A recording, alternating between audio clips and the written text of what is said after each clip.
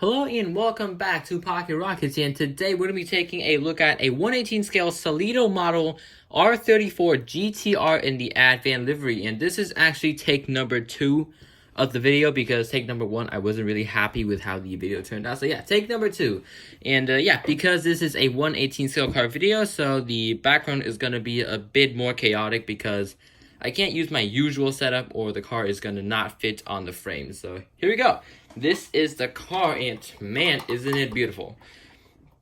So let me tell a quick little story on the kind of how I bought it. So when I first bought my 118 scale car, my Auto Art Rocket Bunny Toyota 86, it was going for $2,800, and that at the time was very, very expensive for me. So I stood at the shop thinking for maybe about 30 to 40 minutes before finally saying, I'm going to buy this thing.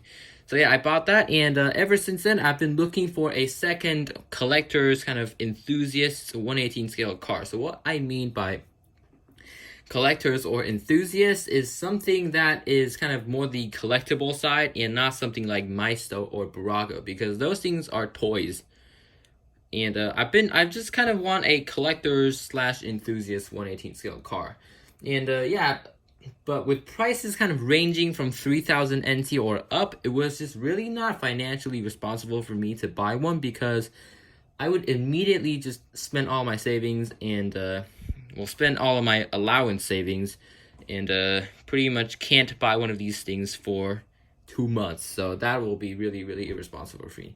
But yeah, I'm still nonetheless looking at 118 scale cars, and one day I came across this thing. A beautiful ADVAN R34 Nissan GTR going for 1,600 NT. And when I first saw it, I was like, this has got to be a scam or something. Like, this is not possible. Like, JDM livery, collector's car, enthusiast car, going for that cheap, like, this couldn't be possible. So I asked the seller, and I was like, can you take some more pictures? Because some people will just take stock pictures and you buy it from them and they give you like a different product. So I was like, can you take some pictures of this thing? And he gave me pictures and information, and I was like, this seems legit. So I bought it, and here it is. So I actually found out that this was made by Solido, which is a middle tier company, so that results in the price. So like bottom tier companies are like Maisto, Burago, and middle tier companies, bottom tier companies, like prices range from 800 NT to $1,200 NT. And so that's kind of like the toy price, and the Solido ones ranges from 1,600 NT to 2,000, and the Solido's sister company, I think, is GT Spirit, 3,000 NT or up. So this is actually my favorite 118 scale company right now, because they make really cool enthusiast cars at a really, really affordable price for me. And also excellent detail, but we'll get to that later. So we're gonna start with the packaging. So packaging wise, you can see, let me get the R34 out of the frame. So packaging wise, you can see right here, this is the package for the R34. I've already pre-unboxed this, so there are some screws lying around in there. So you can see pretty toy grade. Yeah, we got like kind of a kind of see-through part right here, and the thing that's holding the car down are a few screws and a plastic base right there. So compared to my more collector, like the Auto Art ones, you can see this is much more kind of collectors. So basically what the real premium brands have is basically a box and some protective thing inside, so you can't really see the car inside. You have to take it out, and then it's basically the same thing. But yeah, this just feels a lot better. But hey, the price, you pay for what you get, right? You get what you paid for. That's kind of weird, right? So I'm trying to keep this video short, kind of 6 minutes or less, 8 minutes or less, but we already spent 4 minutes talking about this. So yeah, so overall impression of the car, when I first took it out, I was like, this is big, because my biggest 118 scale car, which is a Mercedes CLK 500, is coming around like here. It's like 2 inches longer than that thing.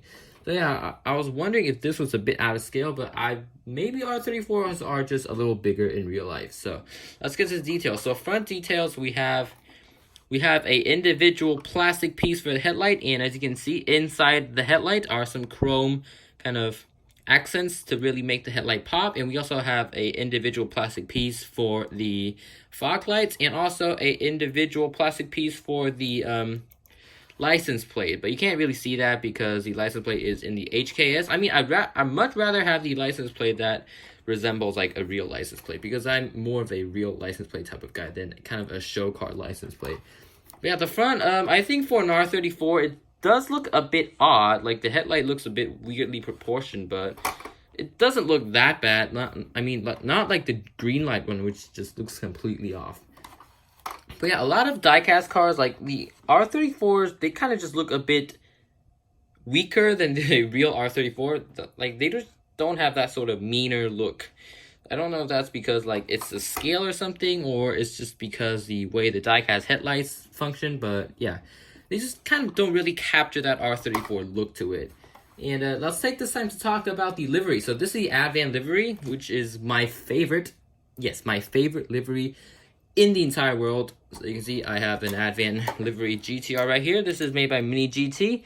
And yeah, I'm just a huge fan of the livery. I don't know if it's because like red and black, which are my two pretty much really liked colors, and just combine that together, or it's just something about the kind of smooth transition from black to red. It just really gets me. I don't know why. So this is marketed as a limited edition, the ADVAN Drift one, though I don't know how you're gonna drift with four-wheel drive, but I guess they figured out a way. So moving on to the side, the first thing that you notice is the wheels. So this wheel is very interesting. So this wheel is actually the casting itself, like the design of the wheel. It is the stock R34 wheel, but if you look closely, we do have ADVAN written on here. So let me tell you what's going on.